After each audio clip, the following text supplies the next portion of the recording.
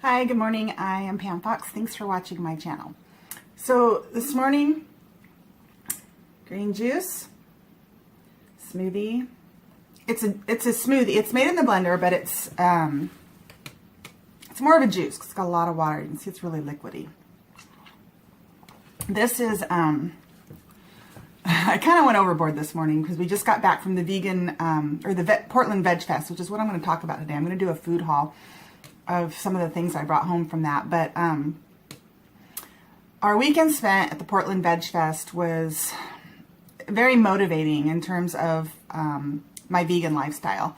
I've been vegan for 2.5 years, but going to that, this is our second year, but I find both years that I go to it, I come back just refreshed and remotivated and reminded of why I live the lifestyle I do in terms of the food that I eat, the many reasons why.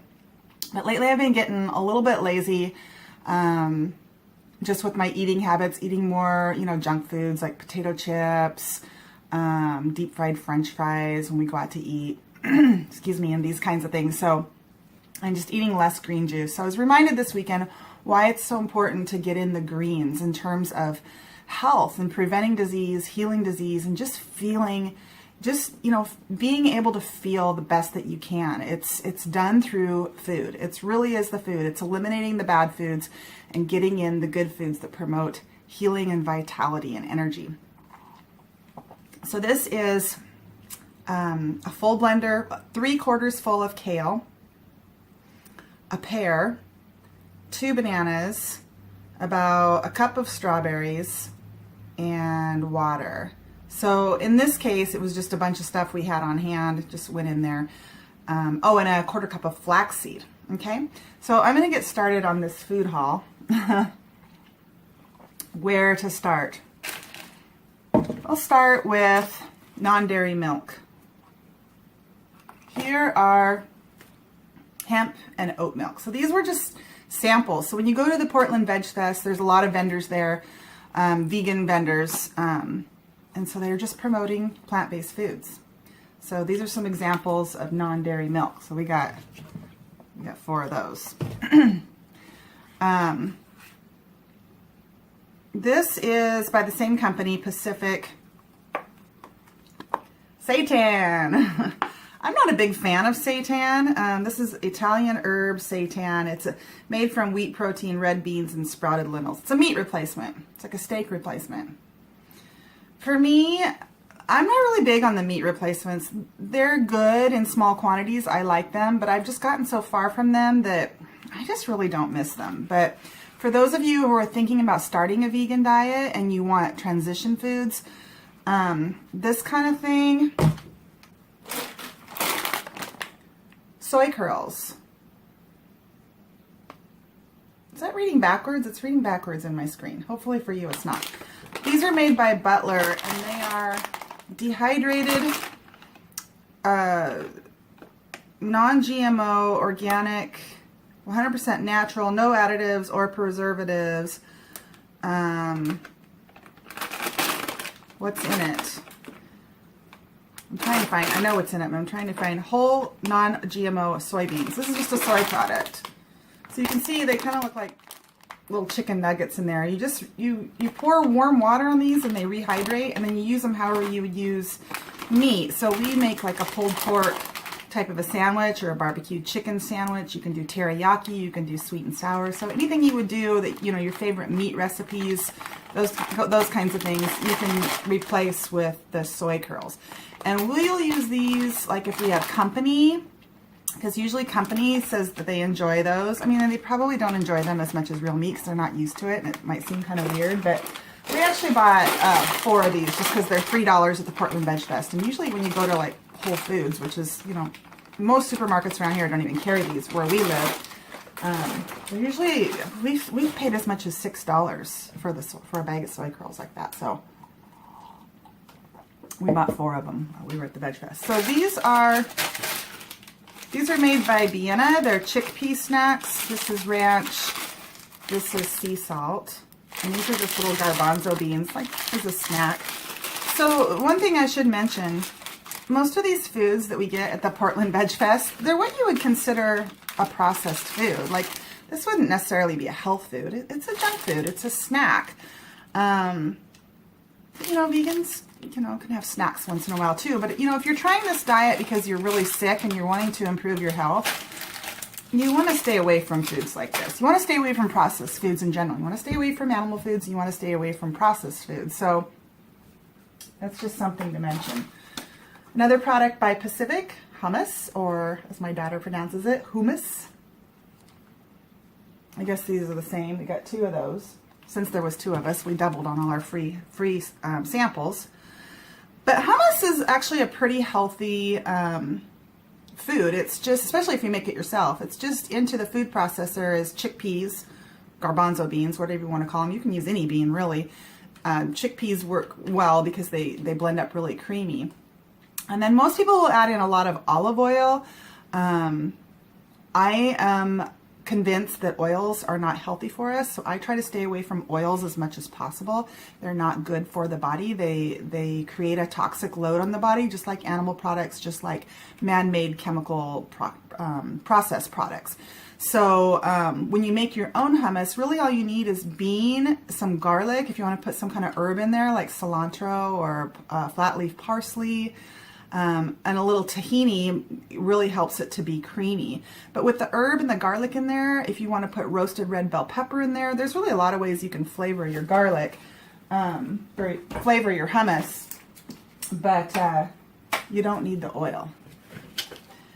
Here are some examples. This is a company called Lily's. These are more free samples. This is a garlic hummus. This is a roasted red bell pepper hummus.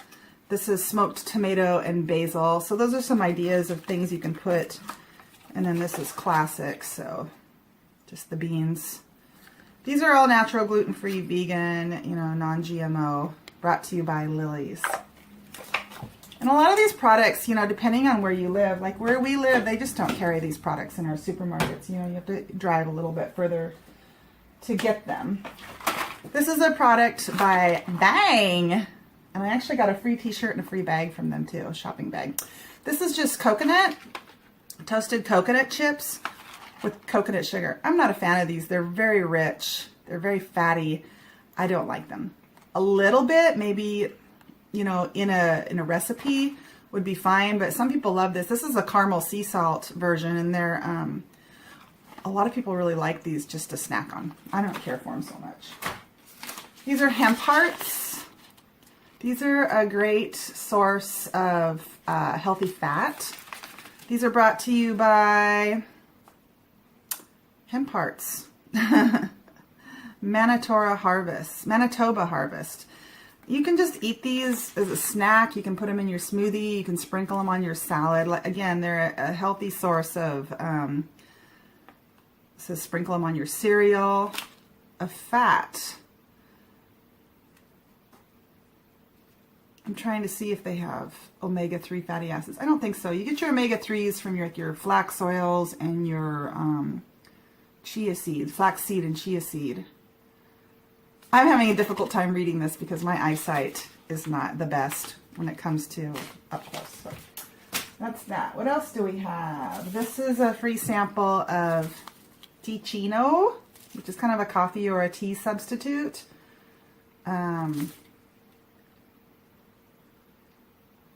I think it's good. Chicory herbal coffee, caffeine-free, acid-free, organic French roast. It's definitely, it doesn't taste like coffee, but, you know, if you're trying to give up coffee, I would say this would be a good replacement. Or if you can't have caffeine, you might really enjoy this, especially if you put in a little bit of non-dairy milk.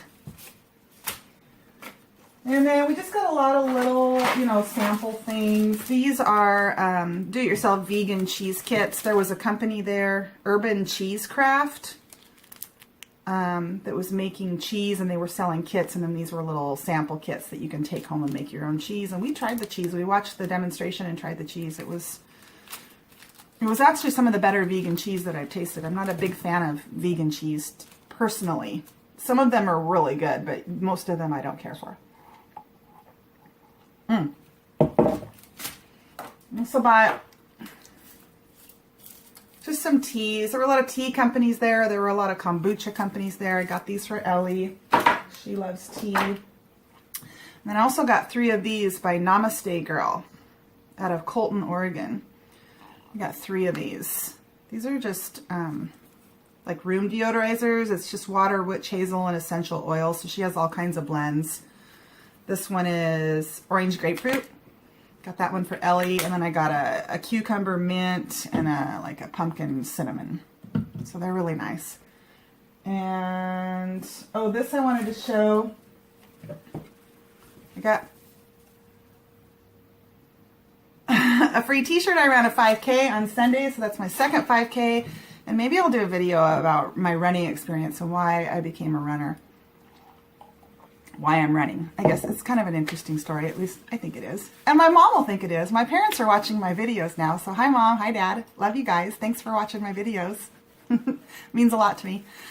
All right, so I guess that's it. It felt like we brought home so much stuff. I think Dwayne already put some of the stuff in the refrigerator. I'm trying to think what I'm missing, but I think that's it. But yeah, the Portland VegFest is great because there's lectures all throughout the day. It's a 2-day festival, and there's lectures all throughout the day. And the main keynote speakers are doctors. They're professionals in the field. People who are treating their patients with plant-based nutrition. And, you know, they share the stories. They share the stories of their patients, and they show the pictures. And it's so motivating and inspiring to be reminded of what food can do for the body. And what it can do to the body if you're eating the wrong food. A lifetime of eating the wrong foods. And what it can do to the body. It's basically, in a nutshell, you know, it just causes an inflammatory response, you know. A toxic load to the body. You're putting in foods that the body's not really meant to have, and it creates a toxic load. And then, you know, if you think about it, anytime, you know, when you have an immune response, it's your immune system responding to something that's going wrong somewhere within the body, right? So it's that immune response to take care of something that's not right. And so what happens, you know, let's say you hit yourself and you have swelling. That's an immune response. That's the body sending the immune system sending those antibodies to the area to take care of the problem, right? And so you have inflammation in that spot. And so if you have a lifetime of eating unhealthy foods, you know, day in, day out, 3 times a day, 7 days a week, that is going to catch up with you eventually. For some people, it happens early, and for others, you know, it happens later in life. But eventually, that inflammation is going to manifest itself in some form of illness, in some form of symptom, some sort of disease, sometimes chronic disease. And so simply by removing, I shouldn't say simply by, but sometimes it's that simple. I mean, you hear these doctors sometimes treating these patients with chronic diseases, and within days, they're better. Within days. And I know that was my experience with many of the problems I was experiencing. It was really within days, in some cases weeks, depending on, you know, the problem. And then, you know, even today, 2.5 years later, I still have, you know, some issues that haven't completely cleared up. But for the most part, you know, I've never felt better, and I've never felt healthier. So yeah, these doctors, you know, they talk about all kinds of things, but it's just very inspiring and motivating, and a good reminder to stick to whole plant foods as closely as you can. So, you know, all this kind of stuff, like I said, it's nice if it's going to help you in your transition to veganism, because I know in the beginning it's difficult to cleanse your palate. But on the other hand, I don't know, for me, I jumped right into veganism. I didn't mess around with a lot of these transition foods personally. And I think it helped to reset my palate sooner. I think the longer you hang on to this kind of stuff, salty, you know, it's salty, processed foods, the longer it's going to take to reset your palate so that you can move forward and really begin to enjoy the flavors of natural foods. So my advice on this channel is always, you know, do what you've got to do. If you've got to do transitions foods, I think that's great if that's what you feel like you need to do. But my advice is just to jump right in, to start learning how to cook, start getting a few recipes, a few foods that you really like, and really try to stick to whole plant foods as much as possible. Because if you do that, you're really going to begin to notice the effects of that, and you're going to begin to cleanse your palate so that you really start to enjoy your foods. And really, that's such a key to success on this diet, is if you are thoroughly enjoying the food that you're eating on your diet, you don't ever feel like you're on a diet. You just feel like you're the world's luckiest person that gets to eat the most delicious food. And then you look around at everybody else and you feel sorry for them that they aren't able to make that connection and that they continue to eat the foods that are making them sick. They continue to be sick. They continue to be miserable. And they're convinced that they could never give up their foods because they're too delicious. It's really quite a quagmire. All right, well, I'm going to wrap this up and head off to work. I hope your day is wonderful, and I thank you for watching.